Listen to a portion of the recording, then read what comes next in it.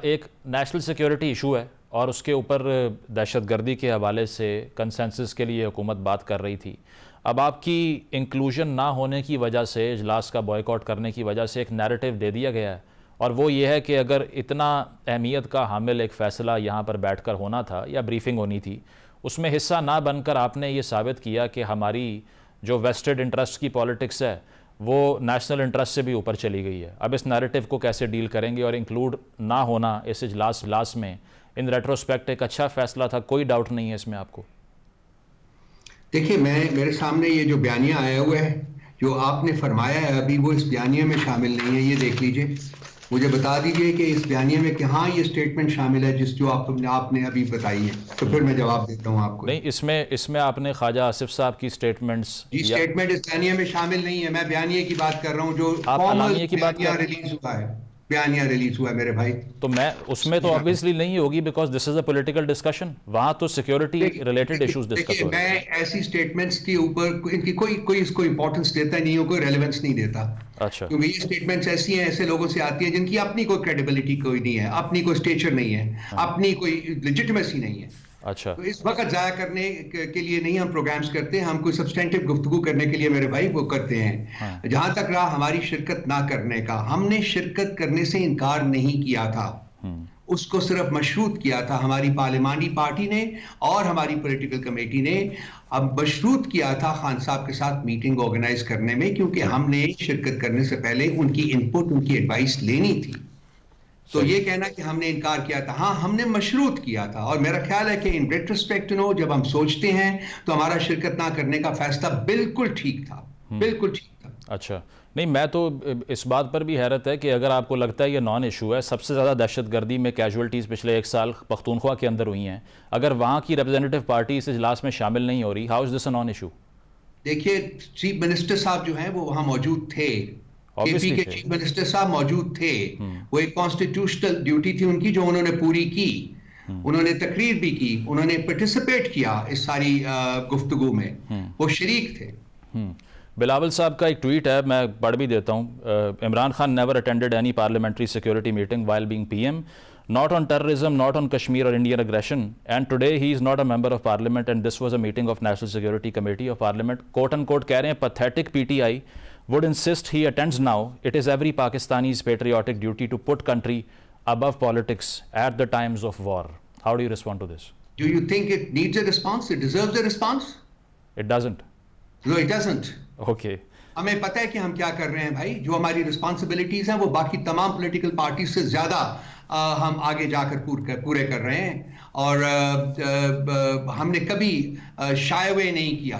इनकी डुप्लिसिटस पॉलिसीज, आज एक डाका डाल के यहाँ बैठे हुए हैं, ये हुक्मरान कैसे बने हुए हैं। एक इंपॉर्टेंट चीज जो मैं आपको पॉइंट आउट करना चाहता हूं कि चीफ साहब ने, chief of the army staff ने वेरी करेक्टली, और ये आज तमाम पेपर्स में रिपोर्ट हुई है, उन्होंने पॉइंट आउट किया है कि हम गवर्नेंस के खला को कब तक फौज और शोहदा के खून से भरते रहेंगे। अब ये गवर्नेंस का फ्लॉ जो है, ये किसकी रिस्पॉन्सिबिलिटी है बताइए? ये पीटीआई की रिस्पॉन्सिबिलिटी है या ये डाका डालने वाली पार्टियों की रिस्पॉन्सिबिलिटी है? या बिल्कुल सही स्टेटमेंट है चीफ साहब की, बिल्कुल गवर्नेंस का खला मौजूद है और बिल्कुल हमारे बहादुर जवान जो है वो शहीद हो रहे हैं। कब तक ये खला खत्म होना है अगर आपने मुल्क को आगे लेके जाना है, और वो खला खत्म सिर्फ एक ही तरीके से हो जाता है, खान साहब को इसमें शिरकत की इजाजत दी जाए और नए इलेक्शंस करवाए जाएं, फ्री एंड फेयर इलेक्शंस, ताकि अवामी मैंडेट वाली हुकूमत इस मुल्क के ऊपर हुकूमत करे आए और ये मुल्क को आगे लेके चले। ये डाका जनी के नतीजे में पैदा की हुई हुकूमत जो है, ये मुल्क को आगे नहीं ले जा सकती। मैं अपलॉड करता हूं इस चीज को कि इस गवर्नेंस के खला को पॉइंट आउट किया गया है कल की मीटिंग में, और ये सबसे इंपॉर्टेंट चीज है जिसको मीडिया कवर नहीं कर रहा। सारी स्टेटमेंट में जो कुछ भी हुआ है उसमें ये चीज है जो सर फहरिस्त आनी चाहिए कि there is a governance flow in the country. जी, हाँ, ऑब्वियसली जी, उन्होंने ये भी कहा कि ये सॉफ्ट स्टेट से हार्ड स्टेट बनना पड़ेगा। इसके अलावा ख्वाजा आसिफ साहब ने कल रात ये कहा कि अफगानिस्तान में हम कार्रवाइयाँ कर सकते हैं, but on the contrary Khan साहब का जो रिस्पांस अलीमा खान साहिबा ने कोट किया वो ये था कि अफगानिस्तान हमारा दुश्मन नहीं है और उनको दुश्मन बनाने की कोशिश ना की जाए, वो मुसलमान भाई हैं हमारे। तो फिर आर्ग्यूमेंट ये है कि फिर what's the solution that you propose for Balochistan, for ex FATA, for the western border? अगर मिलिट्री ऑपरेशन को आप अपोज करते हैं, what are the options that we have? सबसे इंपॉर्टेंट चीज जो मुजम्मिल साहब वो है internal unity, internal homogeneity, internal harmony, political stabilisation. ये वो फैक्टर्स हैं जिनको पूरा किए बगैर आप नहीं आगे बढ़ सकते। एक ऐसा मुल्क जो अपने साथ जंग में मसरूफ हो, जो अपने लोगों के खिलाफ जंग में मसरूफ हो, वो कैसे इस किस्म के चैलेंजेस का मुकाबला कर सकता है? आप एक इंतहाई पढ़े लिखे और ज़हीन इंसान है, आप मुझे जवाब दीजिए।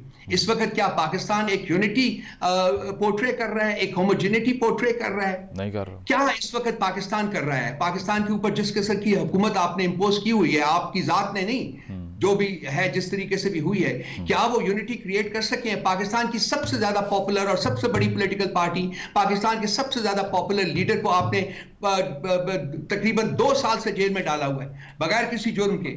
जहां कानून का, आइन का और इखलाकियात का हाल ये हो चुका हो, वो मुल्क की जड़ें खोखली हो जाती हैं भाई। वो लड़ाई नहीं कर सकते, वो अपने चैलेंजेस का मुकाबला नहीं कर सकते। खान साहब का कहना बिल्कुल दुरुस्त है कि हमें अपने हमसायों के साथ मामलात बातचीत के जरिए हल करने चाहिए। हम इस जंग, पहले आप देखिए सोवियत यूनियन के खिलाफ जो आपने जंग लड़ी, क्या हम उसका खुमियाजा नहीं भुगत रहे? बिल्कुल। उसके बाद आपने जो वॉर एंड टेरर में आपने शिरकत की, क्या उसका खुमियाजा हम नहीं भुगत रहे? आपने यहाँ ड्रग माफिया लाए, आप इस यहाँ क्लैशनिकोव कल्चर लेके आए, ये सब कुछ इन्हीं जंगों की देन है ना जी। तो क्या हम एक और जंग का सोच सकते हैं? नहीं। खान साहब ने हमेशा जंग को अपोज किया है। पाकिस्तान जैसा मुल्क जो कि तरक्की करना है अभी, जिसने, हमें अमन चाहिए, अपनी सरहदों के अंदर अमन चाहिए, यूनिटी चाहिए, होमोजेनिटी चाहिए, हमें एक लेजिटिमेट गवर्नमेंट चाहिए, कॉन्स्टिट्यूशनल और कानूनी हुकूमत चाहिए। रऊफ साहब, इसके अलावा जो अब इशू ये है ना कि अफगानिस्तान में जब ये रजीम आई थी तो उस वक्त खान साहब ने भी उसको अपलॉड किया, ख्वाजा आसिफ साहब ने भी किया था, लेकिन अब आकर अगर अफगान तालिबान कार्रवाई करते ही नहीं है, ना बात सुनते हैं। तोरखम बॉर्डर को हमने 26 दिन बंद रखा, आज खोलना पड़ा, ट्रेड का नुकसान हुआ, हमने अफगान रेफ्यूजीज़ को निकालने की भी पॉलिसी बना ली। अगर कोई भी मेजर जो कि बातचीत का है वो काम ही नहीं कर रहा, व्हाट रिमेन्स बिहाइंड? देखिए, बातचीत का कोई मेजर काम करने की बात नहीं है। अब बातचीत एक मीनिंगफुल सब्सटेंटिव तरीके से उनके साथ करने की, देखिए at the end of the day Muzammil साहब, let me make it very clear, Pakistan की डिफेंस से ज्यादा कोई चीज हमारे लिए इंपॉर्टेंट नहीं है। और पाकिस्तान की डिफेंस को इंश्योर करने के लिए जो भी स्टेप्स लेने पड़ेंगे, पीटीआई उनको सपोर्ट करेगी। इसमें हम लोग कोई वीकनेस कभी नहीं दिखाएंगे। लेकिन मसला यह है कि हमारे पास वो लोग ही नहीं है, वो लीडरशिप ही नहीं है जो कि कोई सब्सटेंटिव गुफ्तगू कर सके। ये अपने तख्त को बचाने के ऊपर इनकी सारी एनर्जीज लगी हुई हैं। एक जो इलेजिटिमेट तख्त जो है, जो जिसके ऊपर ये बराजमान है इस वक्त, नो, इस मुल्क को यूनिटी, इंटरनल पॉलिटिकल स्टेबलाइजेशन की जरूरत है, और वो ये हुकूमत नहीं दे सकती। जब आप इंटरनली स्टेबल होंगे, इंटरनली यूनाइटेड होंगे, तो आप एक कॉन्फिडेंस के साथ बाकी के जो ममालिक हैं उनके साथ आप गुफ्तगू कर सकते हैं। इस वक्त आप दुनिया के किसी भी मुल्क के साथ बात करें, सवालिया निशान उठेंगे आपके ऊपर। आपने क्यों मौका दिया है लोगों को कि वो आपके ऊपर सवालिया निशान उठाएं? Let me reiterate once again Muzammil साहब, at the end of the day हम हर उस स्टेप को सपोर्ट करेंगे जो पाकिस्तान के डिफेंस और पाकिस्तान की इंटेग्रिटी को सेफगार्ड करने के लिए उठाया जाएगा। And that is not a military operation, and that's not a military operation, right? देखिए, मिलिट्री ऑपरेशन तो बड़ी आगे की बात है। जब होगा तो हम चाहेंगे कि उसको डिस्कस किया जाए। मिलिट्री ऑपरेशन से पहले और बहुत से तरीके हैं जो कि हमें इस्तेमाल करने चाहिए। सबसे इंपॉर्टेंट है वो है नेगोशिएशंस का, बातचीत का, डायलॉग। इस पे